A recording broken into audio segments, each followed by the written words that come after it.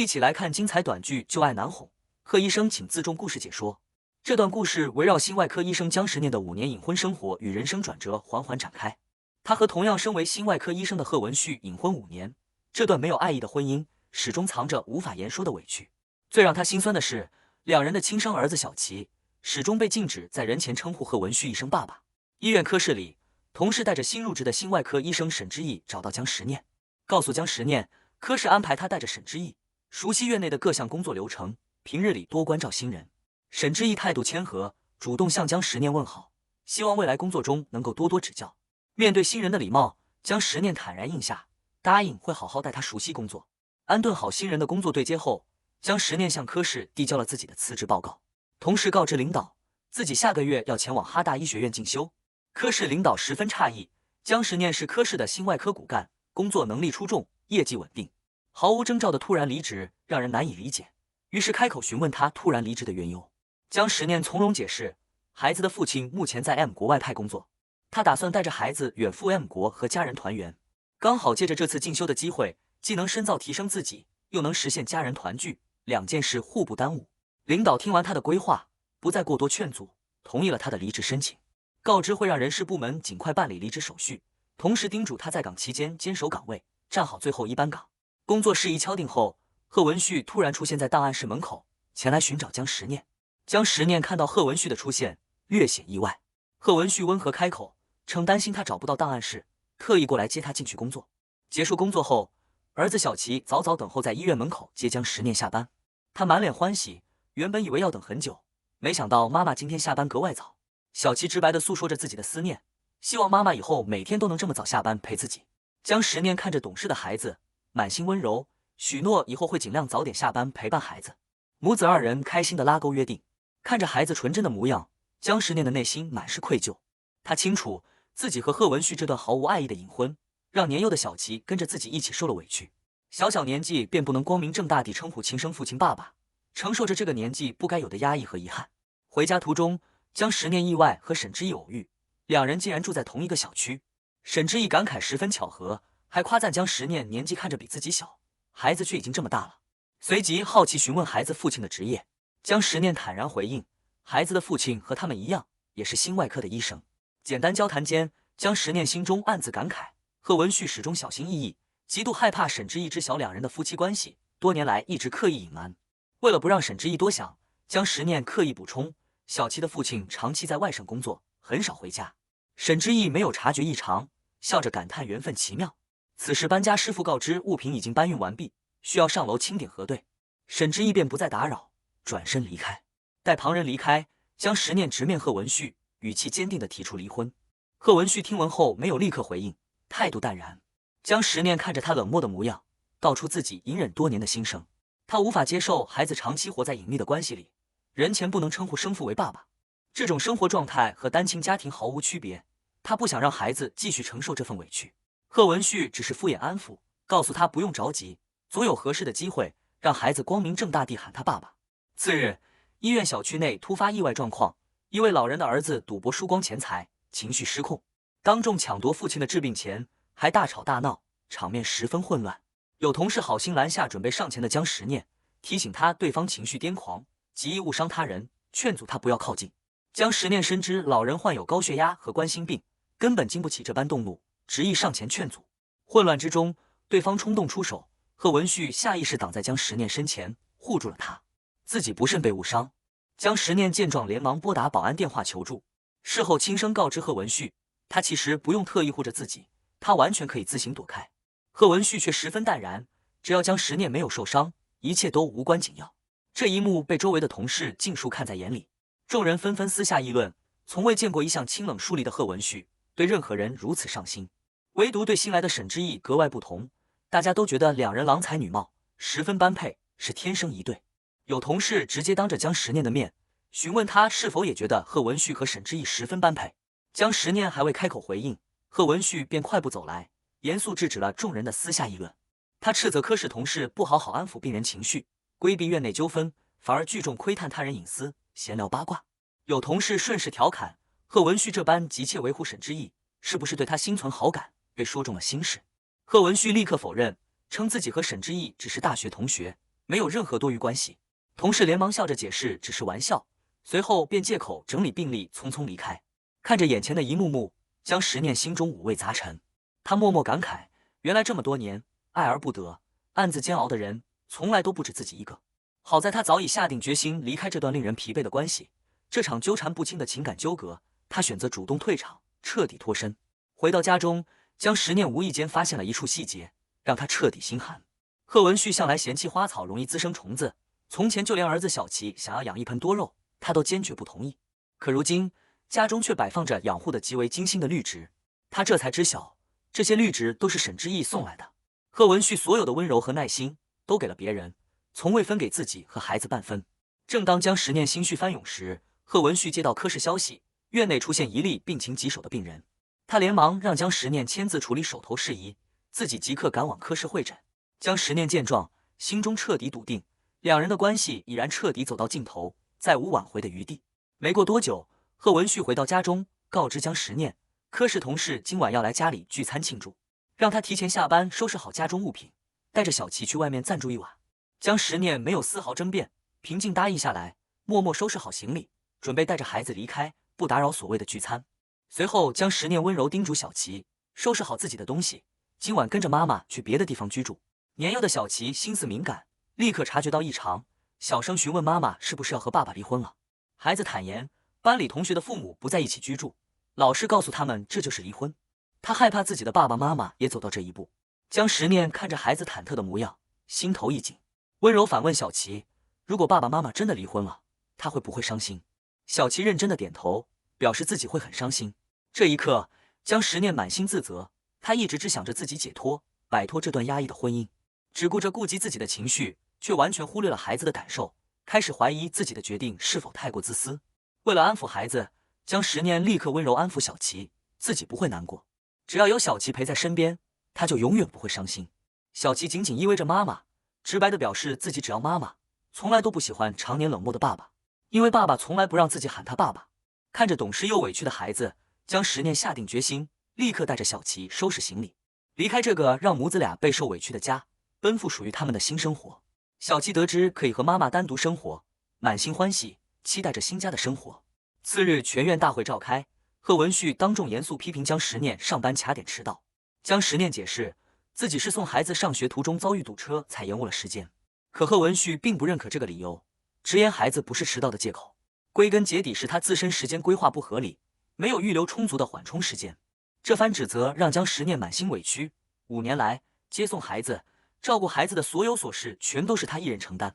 贺文旭从未搭过一次手，尽过一次父亲的责任，如今却站在高处，理直气壮地指责自己的时间规划问题。他当即反问贺文旭，即便自己真的迟到，也与他无关，无需他多言指教。一旁的同事连忙打圆场，称贺文旭是体谅他独自带娃辛苦，只是说话语气重了些，让江时念不要放在心上。还有同事顺势调侃，沈之意和贺文旭关系这般亲密，不如直接转到心外科，方便两人朝夕共事。大会正式进入核心议题，众人共同讨论一例重症扩张性心肌病患者的手术方案。这台高难度手术需要心内科与心外科联合完成。院方敲定，由心外科的贺文旭主刀开展手术。随后，院长询问心内科的人员安排，让江时念推荐合适的医生上台配合手术。江时念考虑到自己即将离职，便主动请缨参与手术。他希望趁着在岗的最后时间，多实操高难度手术，给科室年轻医生传授实战经验。可贺文旭立刻出言反对，他表示这台手术耗时长达7-8个小时，术中需要全程紧盯监护设备，随时调整用药，丝毫不能松懈。而江时念目前手头还负责3位重症患者，精力分散，极易出现医疗风险。从患者安全角度出发，他坚决不同意江时念参与手术。江时念心中满是无奈与心寒，贺文旭甚至不清楚自己即将离职的消息，仅凭当下的工作状态就全盘否定他的能力，全然无视他多年来零失误的手术履历。他忍不住反问贺文旭，自己从业多年，从未在手术中出现过任何差错，为何要这般武断否决？紧接着，贺文旭主动推荐沈之意搭档手术。他介绍沈之意留学归来，专攻重症扩心病的为术期管理，拥有近100台同类手术的实操经验，在心内科配合手术这块，临床经验远比其他人对口。江时念清楚贺文旭是以患者安全为由压制自己，即便满心不甘，也无法反驳，只能无奈妥协，同意了他的安排。最终院方确定由沈之毅作为新内科代表，配合贺文旭完成本次手术。大会结束后，院长单独留下江时念，安抚他的情绪。院长表示，贺文旭也是出于好心，想给沈之毅更多成长锻炼的机会。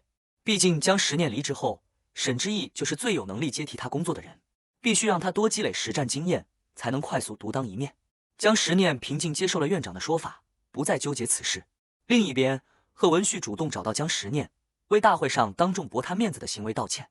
江时念十分意外，常年冷漠疏离的贺文旭从来不会主动低头认错，今日的转变让他心生诧异。贺文旭随即解释，此次手术安排是他的个人决定，和沈之毅没有任何关系，希望江时念不要因此为难新人。这句话彻底刺痛了江时念，让他彻底看清了两人之间的隔阂。他自嘲反问贺文旭，在他心里，自己是不是一直都是公私不分、滥用职权、会随意迁怒他人的人？贺文旭连忙解释并非如此，主动承认是自己的过错，轻声安抚江时念不要生气，还温柔提出晚上去接他和小琪回家。江时念果断拒绝了他的提议，明确表示自己和孩子不会回去。贺文旭十分不解，追问他不回家能去往何处。江时念语气冰冷地告知他，那是贺文旭的家，早已不是他和孩子的归宿。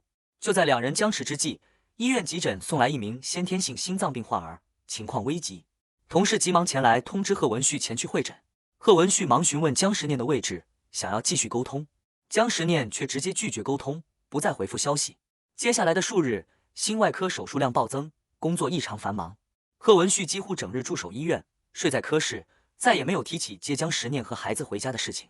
江时念也落得清静，不再为此纠结，每日按时上下班，安心接送小琪上学放学，日子过得安稳又舒心。平静的日子被一件小事打破。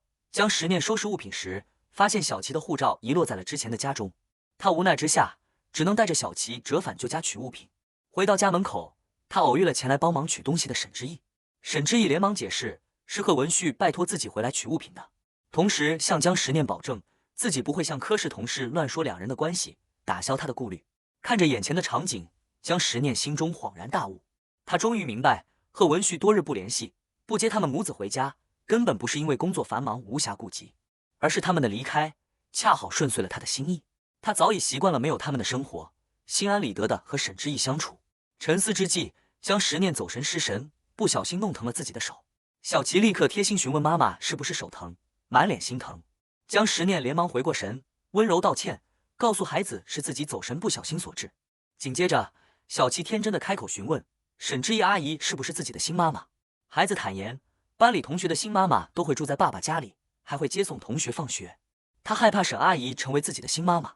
江时念立刻温柔安抚小琪，告诉他不会有新妈妈，往后的日子里只有母子二人相互陪伴，相依为命，彻底打消孩子的顾虑。安抚好孩子后，江时念下定决心彻底斩断过往牵绊。他主动向院长申请提前办理离职手续，即刻前往问国安顿生活。院长欣然同意，立刻安排人事加急处理他的离职流程。同时，院长告知江时念，此前那台重症扩心病手术今日开展，自己另有会议无法到场，希望他有空可以去观察室帮忙盯守手术进程。江时念心中牵挂手术，更放心不下首次独立配合高难度手术的沈之毅，便答应下来。手术全程，江时念在观察室密切关注患者各项数据，心率、血压、血氧饱和度始终稳定在正常范围。看着手术台上操作娴熟、把控精准的沈之毅，江时念心中暗自认可。确认自己离职后，沈之毅完全有能力撑起心内科的工作，自己可以安心远赴海外，无需再牵挂科室工作。手术结束后，沈之毅偶遇江时念，随口询问他昨日是否回过旧家。不等江时念回应，匆匆赶来的贺文旭立刻解释，是因为沈之毅家中水管检修，暂无住处，自己才临时让他暂住家中。江时念听完解释，只觉得无比讽刺。他直言反问贺文旭，若是单纯借住，为何沈之毅不住客房，反而直接住进了主卧？贺文旭一时语塞，连忙转移话题，告知术后复盘会议即将开始，催促他尽快参会，同时轻声安抚，让江时念和小琪先在外暂住3天，3天后沈之毅便会搬走，届时他会亲自接母子二人回家。江时念早已心灰意冷，淡然告知贺文旭，他再也没有机会接他们回去了。他早已悄悄改签了机票，次日便会启程前往波士顿。贺文旭十分震惊，全然没有察觉他的规划，疑惑他为何行事如此突然，毫无预兆。江时念从容解释，借着孩子父亲在 M 国长期出差的契机，自己申请了海外医学院进修，顺势带着孩子出国团圆，不让孩子长期缺失陪伴。旁人听闻都感慨他为了孩子用心良苦。离职前夕，江时念认真整理好自己的所有物品，和科室同事一一告别。他将自己悉心养护的多肉送给护士长，希望能帮护士长缓解工作压力，舒缓心情。将患者赠送的锦旗悉数留在科室，以此勉励年轻医者坚守初心，牢记医者使命，不辜负患者的信任与托付。收拾个人物品时，江时念翻出了贺文旭送给自己的唯一一份礼物——一支钢笔。他拜托同事代为转交，将这支笔作为自己的临别礼物送给贺文旭，以此感谢多年共事的情谊，祝愿他往后工作顺利，万事顺遂。处理完所有琐事，江时念正式告别工作多年的医院。次日，江时念带着小琪登上飞往海外的航班，开启全新的生活。飞机升空后，小琪满脸好奇，询问妈妈是不是身处天上，言语间满是对新生活的期待。江时念温柔询问孩子是否开心，小琪直言，只要能和妈妈在一起，无论在哪里都无比开心。江时念内心倍感温暖，对他而言，只要有孩子陪伴，便是最好的生活。另一边，沈之意搬家结束后，特意告知贺文旭，房屋检修已经完成，自己无需再借住，他终于可以不用整日睡在办公室，回归正常生活。同时，将贺文旭此前托付照料的绿植悉数归还，还将签收的快递放在家中茶几上。交代完所有事宜后，沈之意便彻底离开。贺文旭想要联系江时念，却发现他的手机早已关机，瞬间心生慌乱。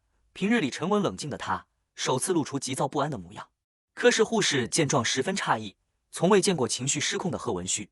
贺文旭连忙向护士询问江时念的去向，护士却告知他，江时念昨日就已递交离职手续，今日正式离岗，早已不在科室。护士同时将那支钢笔转交贺文旭，转达了江时念的临别祝福。贺文旭握着钢笔，满心懊悔。他终于意识到，江时念的离开从来不是一时赌气，而是早有规划。他早已拿到海外进修的录取通知，默默做好了远赴海外的全部准备。更是趁着自己忙于工作，无暇顾及家事之际，让自己签下了离婚协议。从一开始，他就下定决心彻底离开。贺文旭彻底慌了心神，他终于正视自己的内心，不愿就此放手。得知江时念带着孩子远赴美国后，他果断向医院请假，决定亲自前往美国寻找江时念和小琪，想要挽回这段破碎的关系。跨国航班上，江时念偶遇了独自乘机的小男孩裴雨欣。机组人员询问江时念是否介意邻座是无人陪同的儿童，若有不便可帮忙调换座位。江时念欣然应允，温柔接纳了这个小朋友。小琪主动热情地和裴雨欣打招呼，大方分享糖果给他，还真诚地表示收了糖果就是好朋友，希望对方能教自己独自坐飞机的技巧，自己也想变得和他一样勇敢独立。两个孩子很快熟络起来，一路相伴玩耍。航班落地后，裴雨欣的父亲裴以安前来接孩子。裴以安气质儒雅，谈吐温和，得知江时念母子独自远赴海外，又听闻他是哈佛医学院的新生，倍感缘分奇妙，主动提出顺路送母子二人前往住处，答谢江时念一路对孩子的照顾。异国他乡的初遇，让江时念母子的新生活开篇格外温暖。安顿下来后，两家时常往来走动，关系愈发亲近。裴以安成熟稳重，温柔体贴，时常帮忙接送孩子，还会亲手制作美食，照顾江时念和两个孩子的生活。平淡的日常满是温暖。平静的生活被突然到访的贺文旭打破。他不远万里追到美国，找到江时念母子，质问他为何不辞而别。江时念态度淡然，明确告知两人早已离婚，自己的去向与他毫无关系。贺文旭却拒不接受离婚结果，声称自己从未同意离婚，否认两人的离婚效力。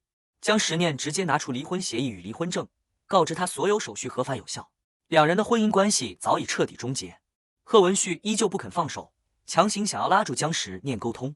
一旁的小琪立刻上前护住妈妈，满脸抗拒的阻拦贺文旭，直言他总是让妈妈伤心，自己一点都不喜欢他，让他离妈妈远一点。